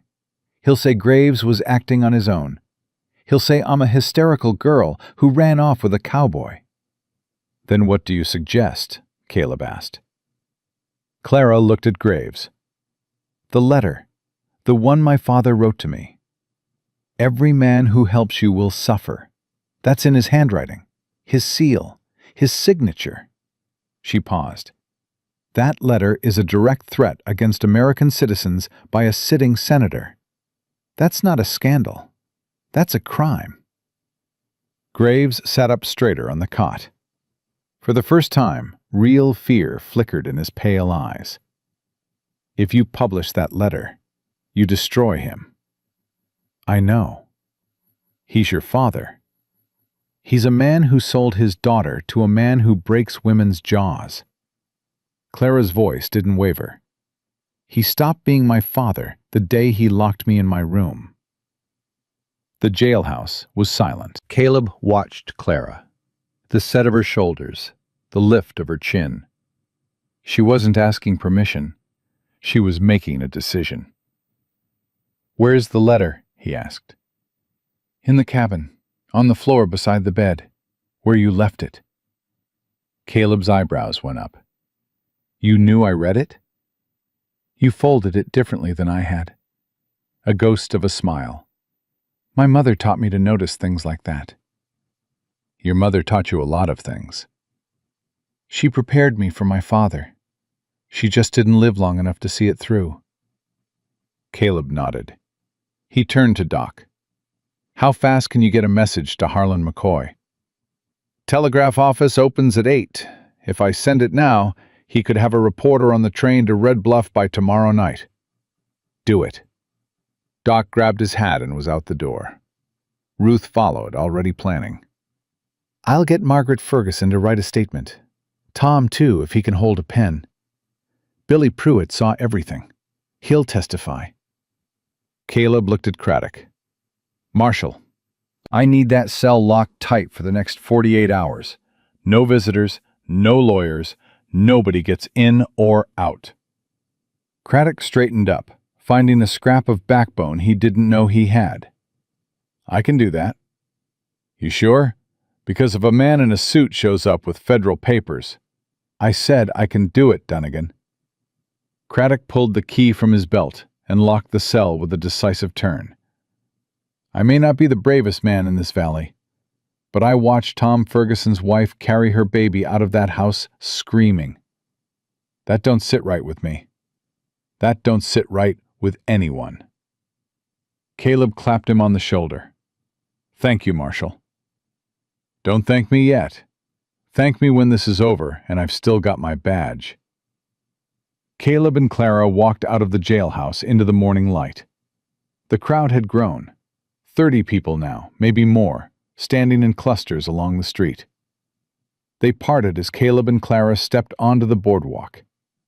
Thomas Ferguson, Jr., 14 years old, stepped forward. He was a tall boy, with his father's broad shoulders and his mother's fierce eyes. He held his hat in his hands. "Mr. Dunnigan," he said, "my ma sent me. She wants you to know that my pa's awake. He's hurtin' bad, but he's awake, and he said to tell you—" The boy's voice cracked. He swallowed and started again. "He said to tell you that any man who stands up for what's right has a friend in Tom Ferguson. For life." Caleb's throat tightened. "You tell your pa I'm grateful. And tell him I'm sorry this came to his door." "It ain't your fault, sir. Everybody knows that." Thomas Jr. looked at Clara. He pulled himself up to his full height. "Ma'am, my mother also said to tell you that you're welcome at our table any time, and that she's proud of you." Clara pressed her hand to her chest. "She doesn't even know me." "She knows enough." The boy put his hat back on and walked away. Clara watched him go. Her eyes were bright, but she held it together. Barely. Caleb put his hand on the small of her back, steadying her. "Come on," he said. "We've got a letter to fetch." They rode back to the cabin together. The morning was warm, the valley humming with insects and birdsong. Neither of them spoke for the first mile. Then Clara broke the silence. "He'll come himself, you know." "Your father?" "When the newspapers print the story, when the letter goes public, he won't send someone else. He'll come." She looked at Caleb. "My father is a proud man. The most dangerous kind of proud. The kind that would rather burn everything than admit he was wrong." "Let him come." "Caleb, you don't understand. He's not Graves. He won't sneak through the trees at night. He'll come with lawyers and soldiers and legal authority. He'll come with the full weight of the United States government behind him. And he'll smile the entire time." "And what will you do?" She was quiet for a long moment. The mule plodded along beside Bess, their hooves keeping an easy rhythm on the packed dirt. "I'll stand on the porch of that cabin and look him in the eye," she said. "And I'll tell him what my mother never got the chance to say." "What's that?" "That he's a coward. That controlling people isn't strength, it's fear. And that I'd rather live in a one-room cabin in Wyoming with a man who respects me than in a mansion in Virginia with a man who owns me." Caleb looked at her. "A one-room cabin, huh?" "Don't let it go to your head." "Too late." She laughed. It was a real laugh, full and unguarded, and it rang through the valley like church bells. He'd never heard anything like it. He wanted to hear it every day for the rest of his life. They reached the cabin, and Caleb dismounted. The door was still open from the night before. Bullet holes stitched across the front wall. The kitchen window was shattered. A scorch mark blackened the bedroom floor where the firebrand had landed. Clara walked straight to the bedroom and knelt beside the bed. The letter was there, on the floor, exactly where Caleb had placed it back. She picked it up and held it. "This is the last thing he ever wrote to me," she said. "A threat." "You don't have to do this." "Yes, I do." She turned the envelope over in her hand. "Not for revenge, not for anger. For every woman who's been told to sit down and obey. For every girl who's been locked in her room because she said no." She looked up at him. "For my mother." Caleb knelt beside her. "Then we do it right. We make copies. Ruth keeps one. Doc keeps one. The original goes to the newspaper." "And if my father's lawyers claim it's forged?" "Then Harlan McCoy finds 3 handwriting experts who'll testify it's genuine. And if that doesn't work, we put Graves on the stand. A man who's facing 10 years for assault might be willing to confirm who hired him." Clara stared at him. "When did you become a strategist?" "I've been planning campaigns since Gettysburg. I just changed the battlefield." She reached out and touched the scar on his jaw, the long, pale line from his temple to his chin. It was the first time she'd touched it. Her fingers were gentle, tracing the ridge of raised skin. "Does it hurt?" "Not anymore." "Liar." "It hurts less than it used to." He caught her hand, held it against his cheek. "Most things do, lately." She leaned forward and kissed him. Not the fierce, desperate kiss from the porch. This one was slow, deliberate. The kind of kiss that isn't about passion, but about promise. When she pulled back, her eyes were clear. "I want to stay," she said. "Not because I'm running from something, because I'm running to something. To you. To this. To a life I chose." "This ain't an easy life, Clara. This cabin's got bullet holes in it. The roof leaks in spring. I burn everything I cook." "I know." "The nearest town is 12 miles. There's no opera house, no library, no society balls." "I know. And I snore." "I noticed." She smiled. "I'm staying anyway." He pulled her to her feet. "Then I reckon we better fix that roof." They spent the rest of the day putting the cabin back together. Caleb boarded the broken windows with cedar planks, while Clara swept glass and shell casings from the floor. They worked side by side, the rhythm natural and easy, the way their bodies had learned to move around each other in the small space. By late afternoon, a rider appeared on the south trail. Caleb reached for the Winchester, then stopped. It was Billy Pruitt, his face a mess of purple bruises, grinning through a split lip. "Marshal Craddock sent me," Billy said, swinging down from his horse. "Telegram came back from Cheyenne.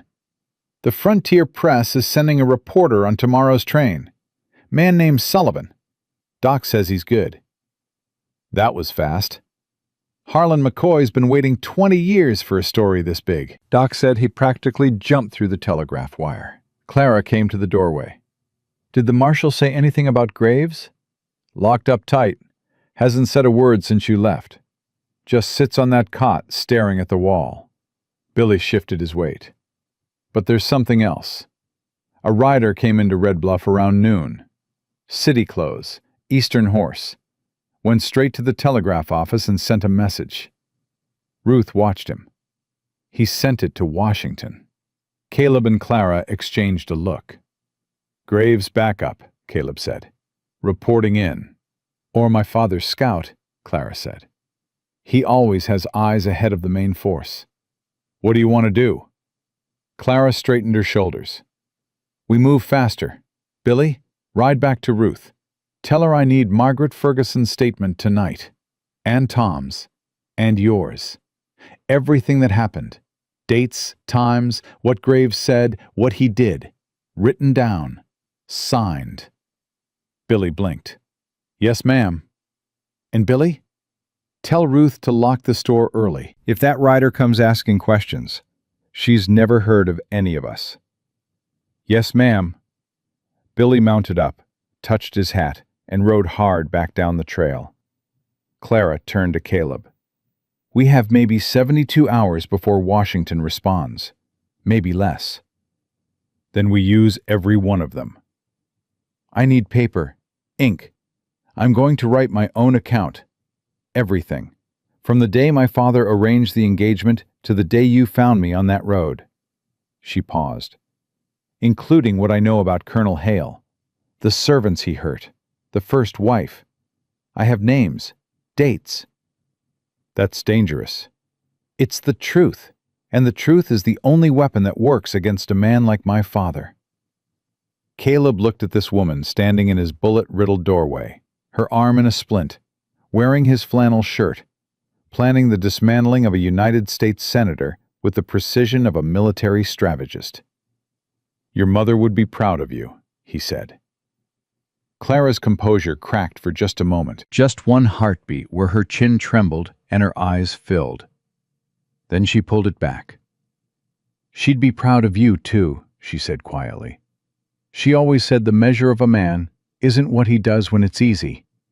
It's what he does when the whole world is telling him to walk away." "I ain't going anywhere." "I know." She touched his face. "That's the measure." She went inside to write. Caleb sat on the porch with a Winchester, watching the trail. The valley stretched before him, golden in the late afternoon, peaceful as a painting. Somewhere beyond those mountains, a senator was making plans. Lawyers were being hired. Letters were being sealed. The machinery of power was grinding into motion. But here, in this small cabin with its patched walls and cedar plank windows, a woman was writing the truth in her own hand. And in Red Bluff, a shopkeeper and a doctor and a battered 18-year-old boy were gathering testimony. And a town that had been silent was finding its voice. The rider from the east had sent his telegram. The senator would know soon enough. The storm was coming.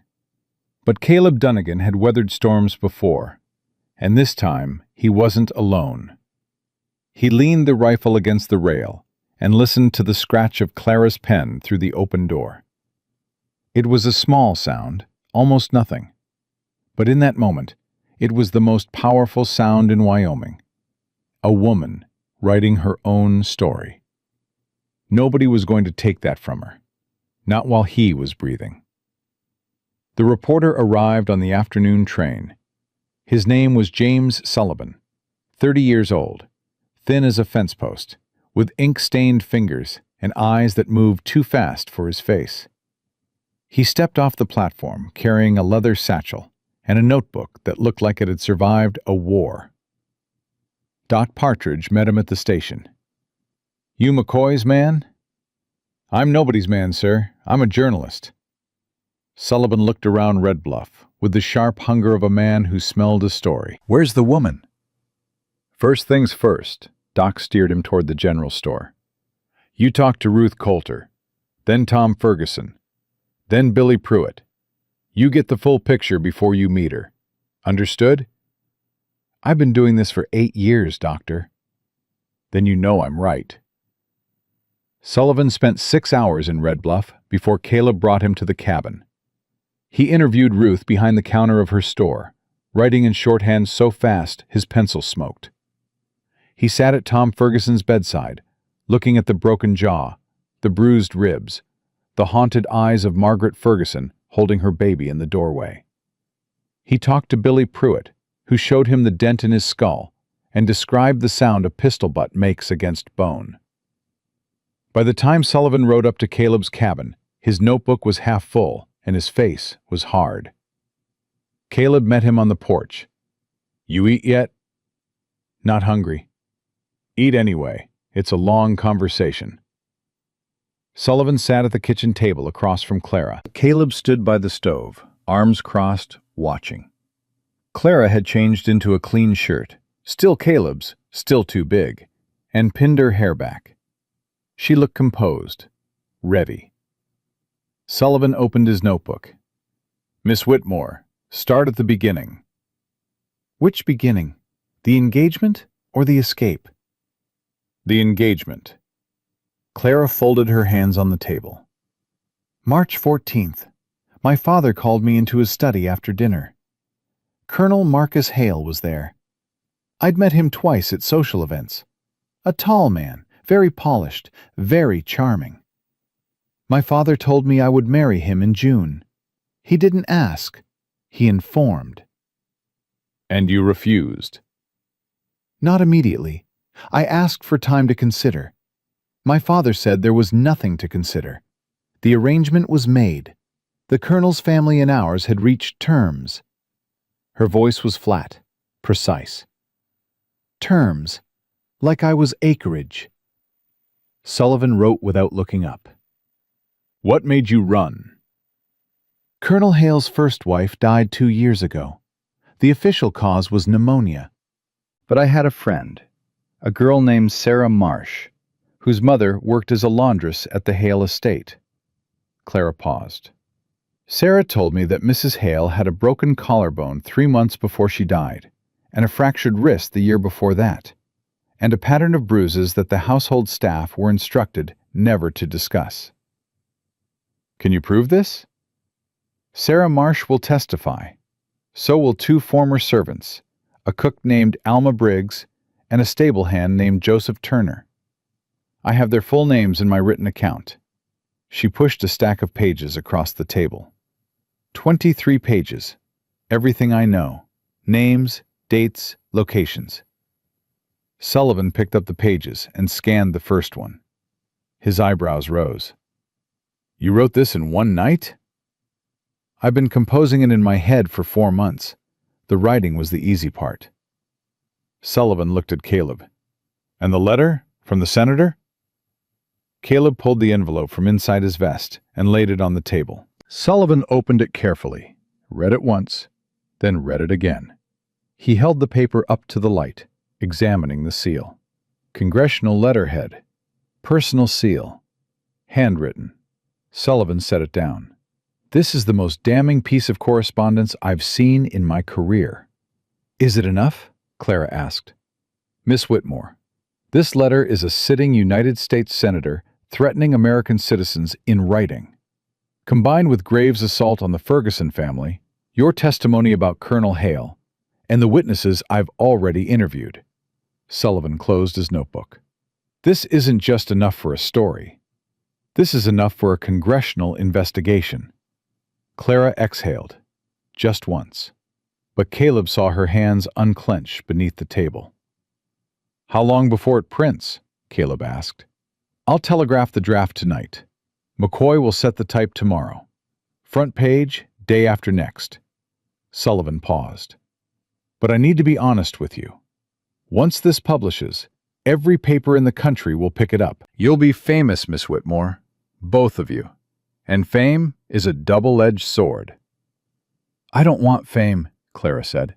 "I want freedom." "You may not get one without the other." "Then I'll take both."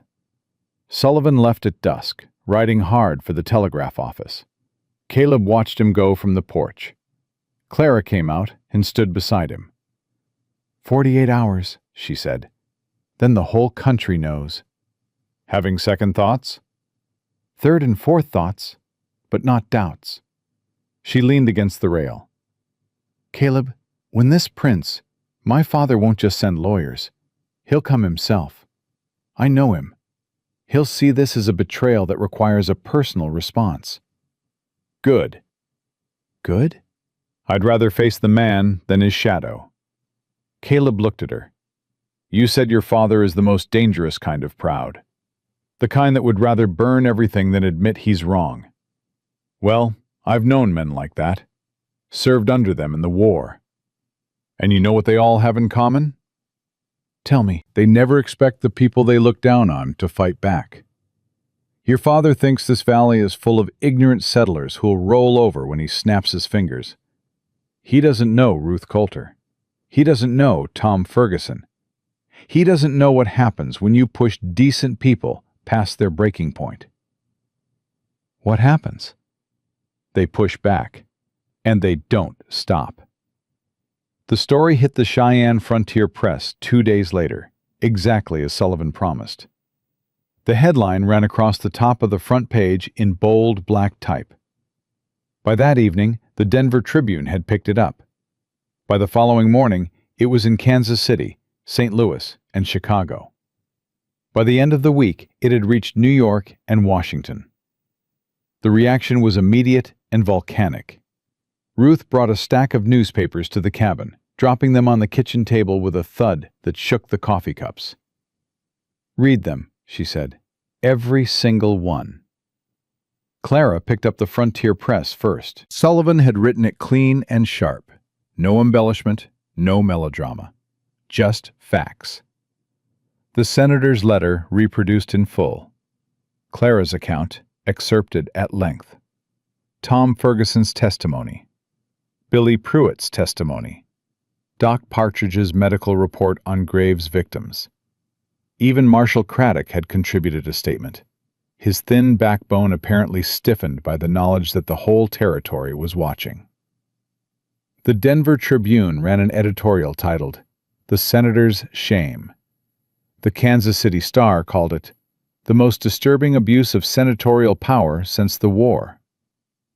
A women's suffrage newspaper in Philadelphia reprinted Clara's full 23-page account under the headline, "I refuse to be sold." Clara held that one in her hands for a long time. "They printed all of it," she whispered. "Every word," Ruth said. "And Clara, the letters have started." Sullivan forwarded a batch from the Frontier Press office. "Women are writing. Dozens of them. From all over the country." "Writing to whom?" "To you." Ruth pulled a bundle of envelopes from her bag. "And to their congressman, and to the territorial governor, and to the Washington papers demanding an investigation." Clara opened the first letter. Her hand trembled. She read it aloud. "Dear Miss Whitmore, my name is Ellen Cartwright. I am 57 years old. I live in Philadelphia. When I was 19, my father arranged my marriage to a man I did not love. I did not have the courage to run. I have spent 38 years regretting it. What you did gives me hope that my granddaughter will never face the same choice. God bless you." Clara set the letter down.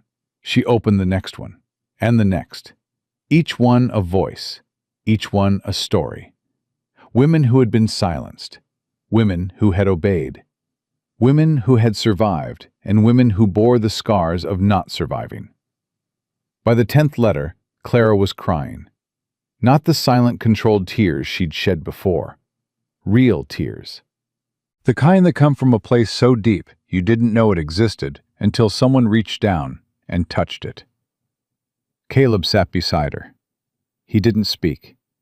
He just put his hand on her back and let her cry. Ruth sat across the table, reading the letters one by one, her jaw tight, her eyes bright. "You did this," Ruth said quietly. "You gave them a voice." "They had voices," Clara said, wiping her face. "They just needed someone to listen." The senator arrived 12 days after the story broke. He came not with soldiers or lawyers, but in a private carriage, alone except for a driver. He rolled into Red Bluff at noon on a Tuesday, and the entire town knew within 5 minutes. Caleb got the word from Billy Pruitt, who rode in at a gallop, his horse lathered and blowing. "Big carriage, black, 2 horses, 1 man inside, white hair. Looks like he swallowed a live coal." "That's him," Clara said.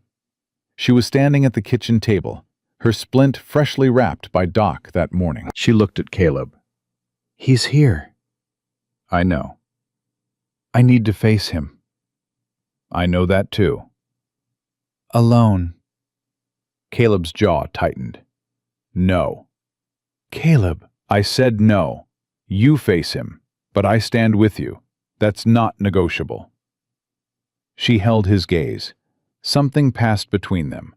Not an argument, but the settling of a question that had been open since the day he found her on that road. She nodded. "Together, then."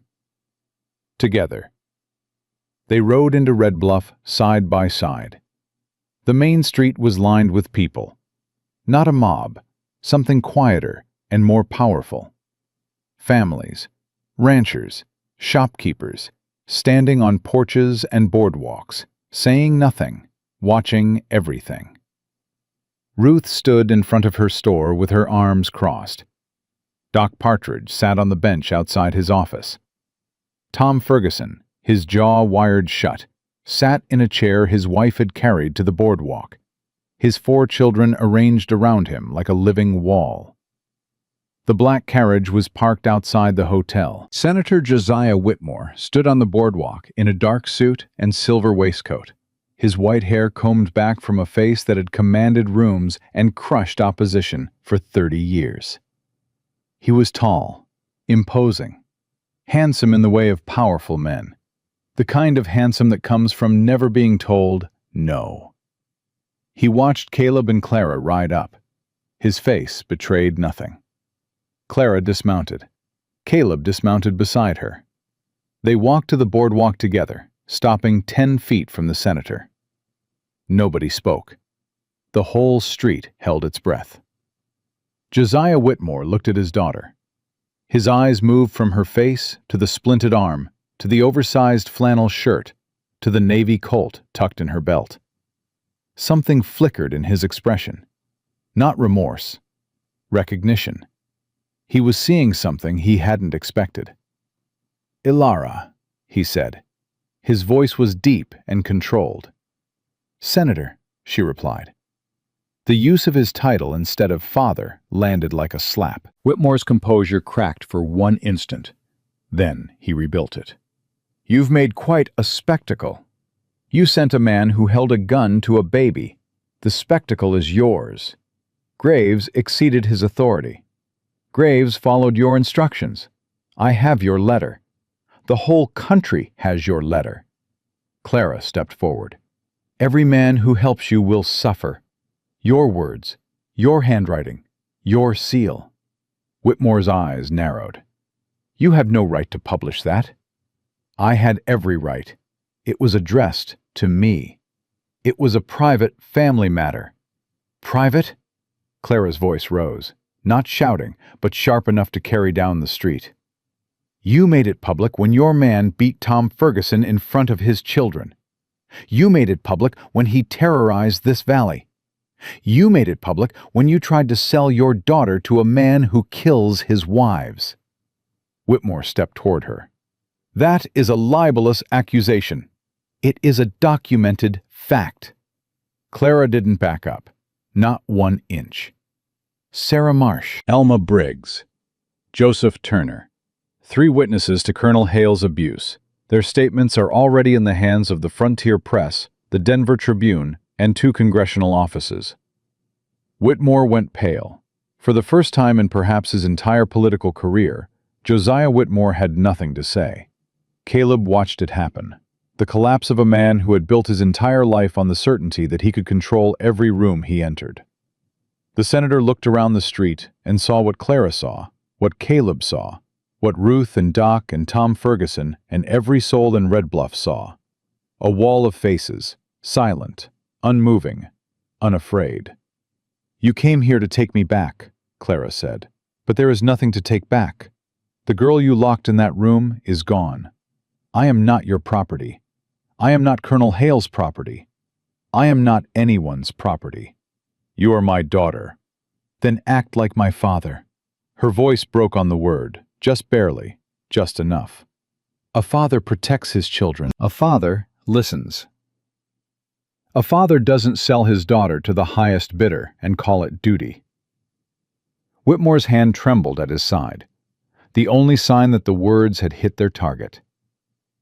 "If you take me back," Clara continued, her voice steady again, "the story grows.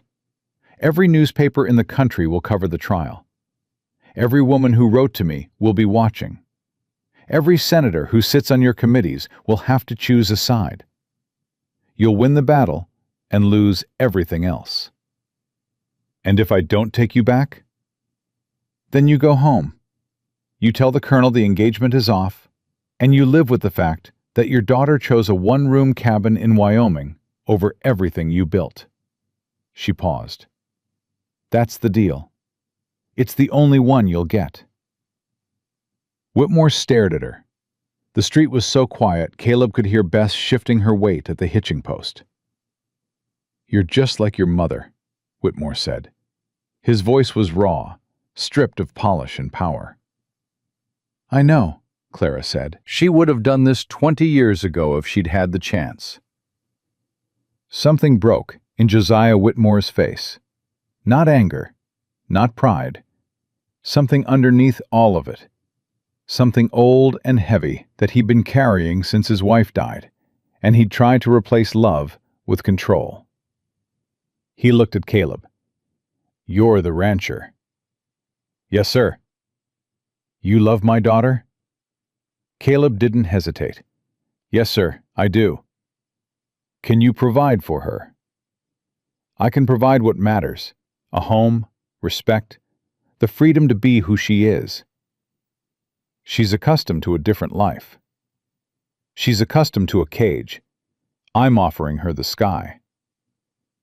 Whitmore held Caleb's gaze for a long, weighted moment. Then he looked back at Clara. "Your mother would have liked him," he said quietly. Clara's chin trembled. "I know she would." Whitmore reached inside his coat. Caleb's hand moved toward his belt, but the senator produced only an envelope. He held it out to Clara. "The dissolution of the engagement, signed by me, witnessed by my attorney in Washington." He paused. "I had it drawn up before I boarded the train." Clara took the envelope, but didn't open it. "You came here knowing you'd let me go?" "I came here because I needed to see." His voice cracked at the edges.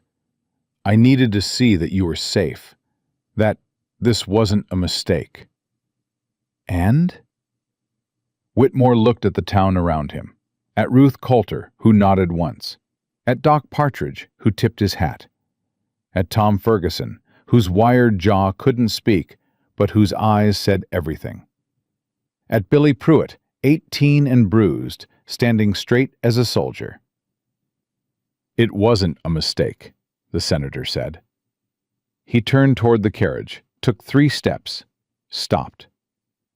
"Ilara?" Yes? Write to me, if you want to. He didn't turn around. I won't demand it, but I'm asking.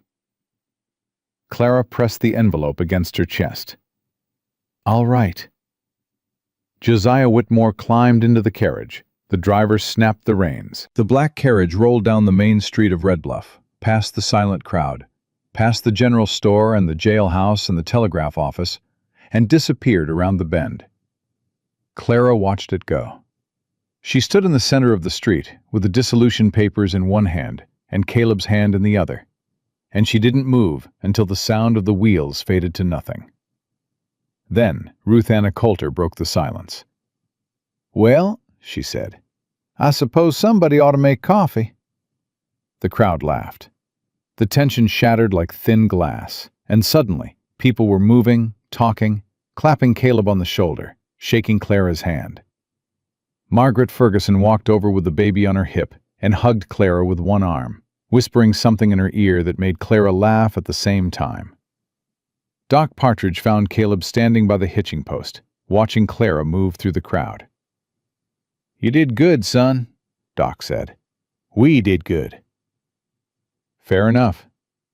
Doc cleaned his spectacles. So what now?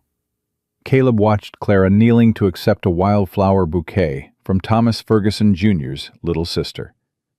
She tucked the flowers into her shirt pocket and said something that made the girl giggle. Now, Caleb said, I fixed the roof. Doc laughed. That's the most romantic thing I've ever heard you say. I'm working on it. They rode home in the late afternoon. The valley was golden and warm, the kind of warmth that settles into the bones and stays. Clara rode beside him, the dissolution papers tucked inside her shirt, the wildflowers still in her pocket. At the cabin, she dismounted and stood in front of the door. Bullet holes, patched windows, a scorch mark on the porch where the lantern kerosene had burned. It's not much, Caleb said. It's everything. She turned to him. It's mine. Ours. It needs a lot of work. Good. I like work. And a bigger table. Ruth's going to be here every Sunday. I guarantee it. Then we'll build a bigger table. She stepped onto the porch. And a room for Doc when he visits. And a proper fence for the south pasture. And... Clara. What? Come here. She came to him. He pulled her close, one arm around her waist, the other hand gentle against the back of her neck. She tilted her face up. I love you, he said. 3 words he hadn't spoken in a decade. They came out rough, unpracticed, like a rusted hinge finally swinging open. But they came out true. Clara put her hand on his chest, right over his heart. I know. I've known since the night you read my father's letter, put it back on the floor, and made coffee in the morning like it didn't matter. It didn't matter. It mattered more than anything. She kissed him. It meant you'd already decided. He had. He decided the moment he read those words. Every man who helps you will suffer. And felt nothing but a quiet, iron certainty that some things are worth suffering for. They went inside together. Clara set the wildflowers in a tin cup on the table. Caleb put the coffee on. Through the open door, the valley stretched out before them, wide and gold and free. On the shelf above the hearth, next to the ammunition box and the oil lamp, sat the Navy Colt. Clara's gun now. The one she'd fired in the dark to save the man she loved. It would stay there, cleaned and loaded, a reminder that freedom isn't given. It's taken, and kept, and defended. Caleb Dunnigan had spent 8 years alone in this valley, believing he was too broken to love, too damaged to build anything worth having. He'd been wrong. Clara Whitmore had spent 26 years in a gilded cage, believing the only escape was to run. She'd been wrong, too. They didn't run. they stood. And that made all the difference.